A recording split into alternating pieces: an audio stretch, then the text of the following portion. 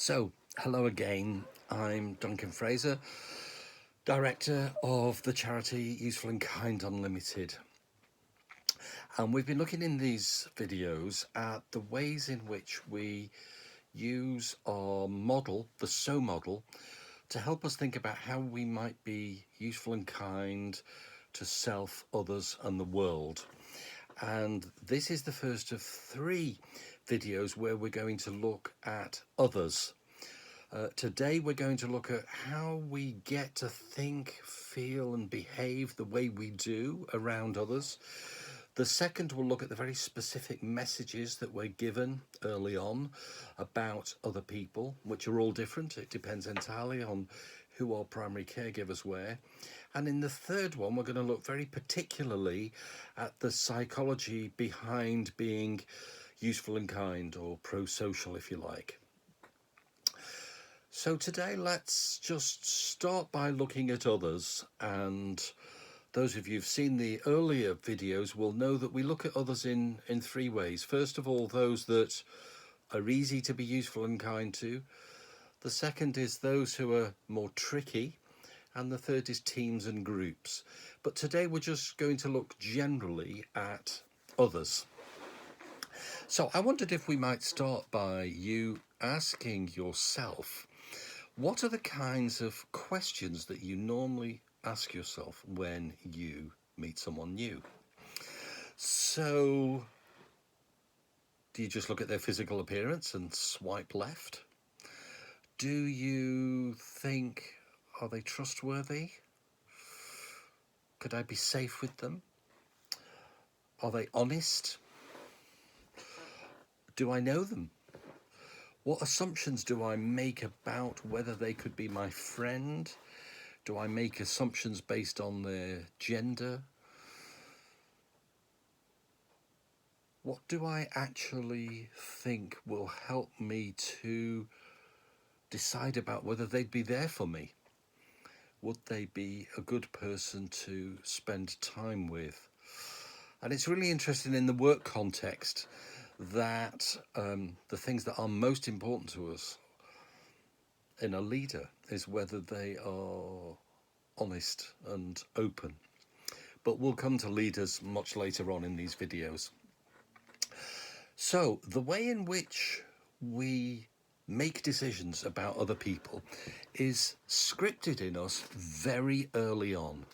We can recognize our mother's voice at 7 months in the womb, and the way in which we respond to other people has been codified in great detail by a bunch of wonderful people over the last 60 years who are interested in what's called attachment theory.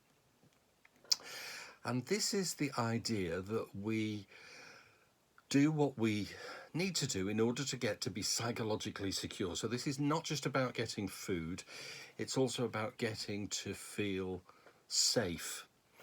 And we do that in a number of ways. So when we're born, if we are put on our primary caregiver's skin, we naturally crawl up to be fed and to be comforted.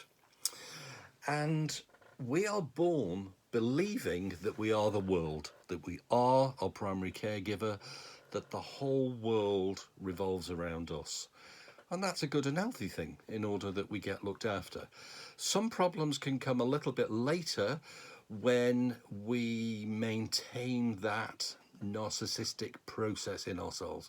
But we can look at that later on when we're looking at people that we find it hard to be useful and kind to. We get to be secure, and we get to be nurtured and held, and then we see something interesting on the floor, a toy or something, and we crawl off to explore it. And then a stranger comes in the room and we quickly crawl back to our primary caregiver. And this actually gets further and further apart until we're about 2 and people have measured this and they can see us in a playground, and we will then either look behind just to check whether our primary caregiver is still there and looking after us, and depending on how we're feeling, we'll either toddle away a bit further, or go back to what's called our secure base.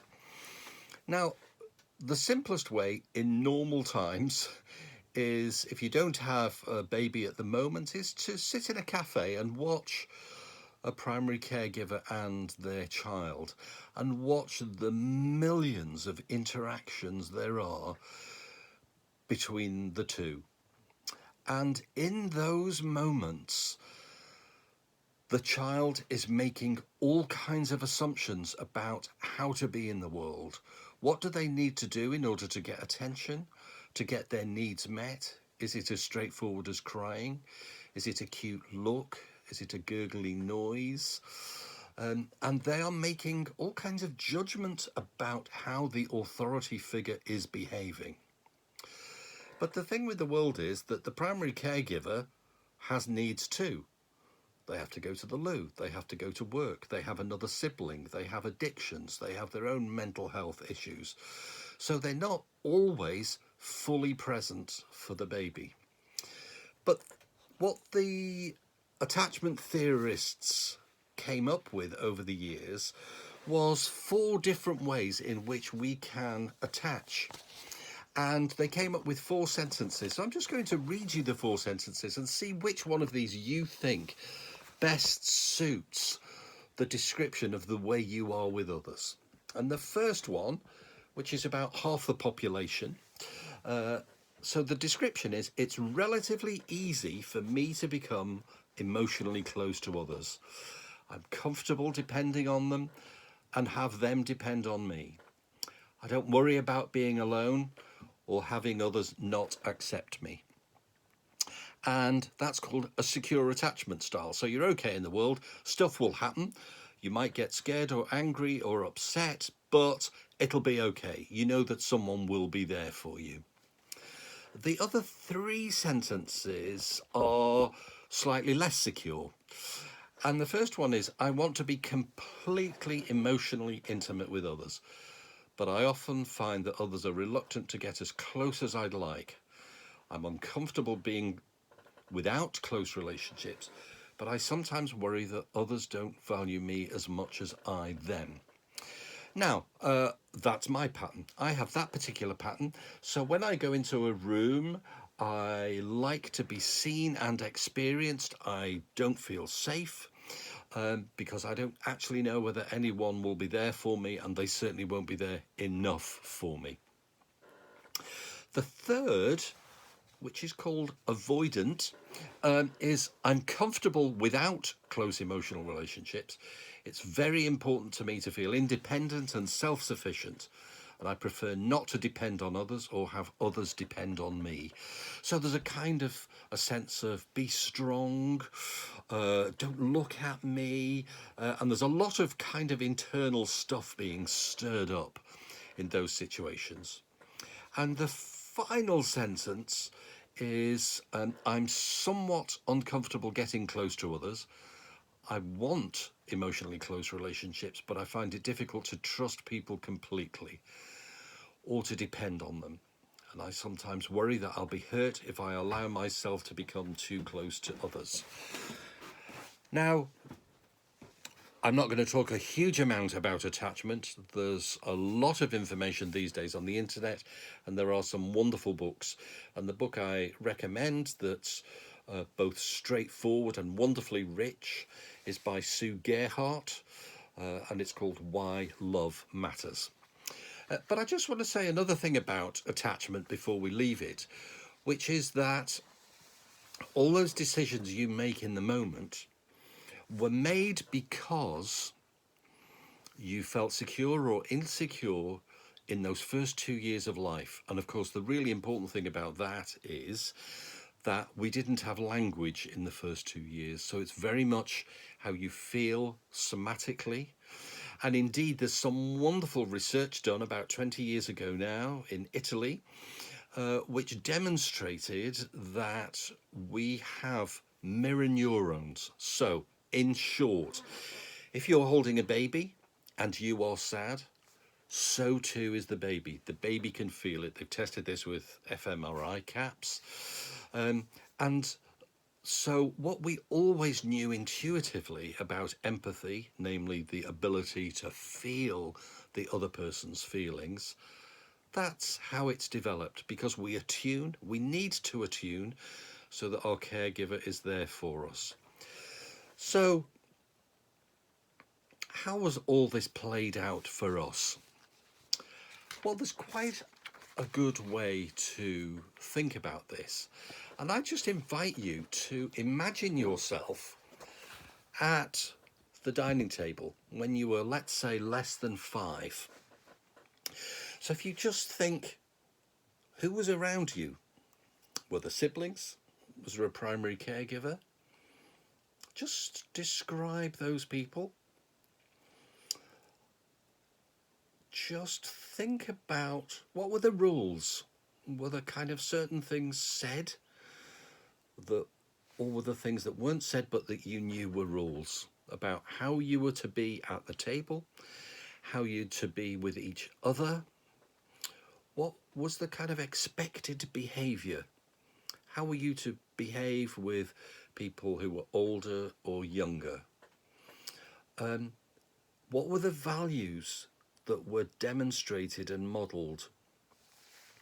And that will give you some clues, because we carry those things forward for the rest of our lives.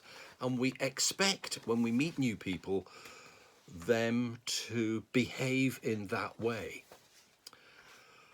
So just as you begin to unpack for yourselves how you think about other people, I just invite you to build on that little meditation that we've done so far, looking inwards. So just touch the breath again, be in contact with that, and just look inside with kind, sparkling eyes, accepting who you are, how you came to be this way, how those early years impacted you, and just look in with tenderness and grace. And use the phrase for yourself, may I be well, happy and free from suffering. And then just bring to mind a loved one